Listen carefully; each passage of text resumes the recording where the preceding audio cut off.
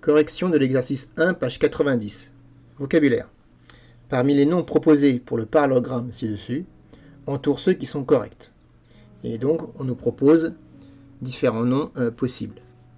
Alors, le cours me rappelle que pour citer le nom d'un quadrilatère, donc d'un parallélogramme aussi, on commence par un sommet, n'importe lequel, puis on cite les autres sommets dans l'ordre, donc en suivant un sens, celui qu'on veut, mais en suivant un sens. Cela donne 8 noms possibles, parce qu'il y a 4 points de départ et 2 sens de rotation.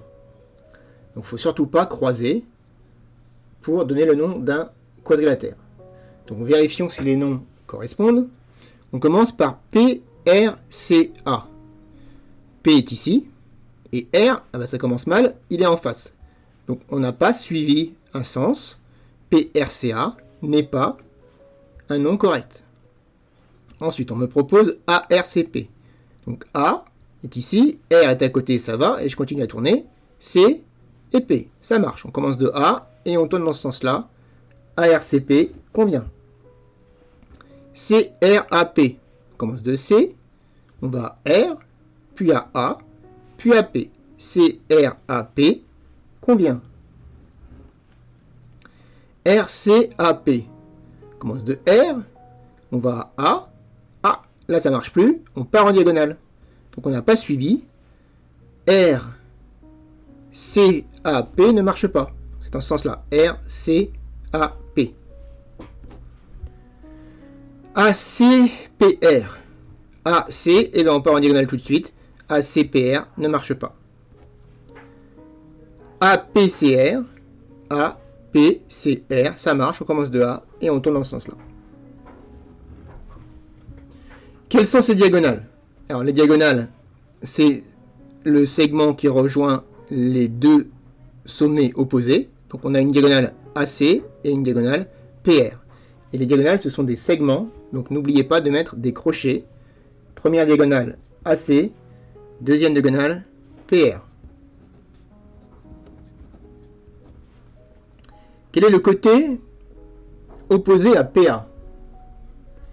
Alors, reprenons le cours. Les côtés opposés, lorsque deux côtés ont un sommet en commun, ils sont consécutifs. Sinon, ils sont opposés. Donc, voyons ça sur le schéma. Le côté qui n'a pas de sommet en commun avec le côté PA, donc PA c'est celui-ci, ça ne peut pas être PC parce que P est en commun, ça ne peut pas être AR puisque A est en commun, donc l'opposé, eh bien ça sera le côté CR, opposé en face, côté opposé à PA, c'est le côté CR, toujours entre crochets, c'est un segment. Quels sont les côtés consécutifs à PC?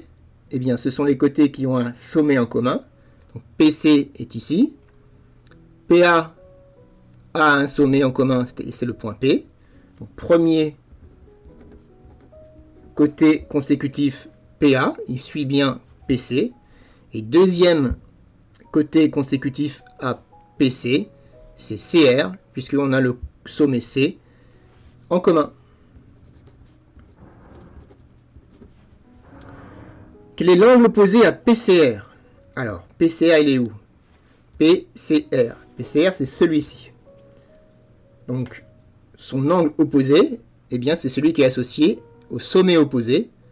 Donc, pas le sommet qui est sur le même côté, mais en face. Donc, ça va être celui-ci. Et celui-ci s'appelle PAR ou RAP. PAR. Et enfin, quels sont les angles consécutifs à PAR? Ben, c'est celui-ci. Donc, PAR, il est là. PAR, ça va être ces deux-là. Les deux angles associés au sommet consécutif du sommet A. Donc l'angle CPA et l'angle CRA. CPA et CRA.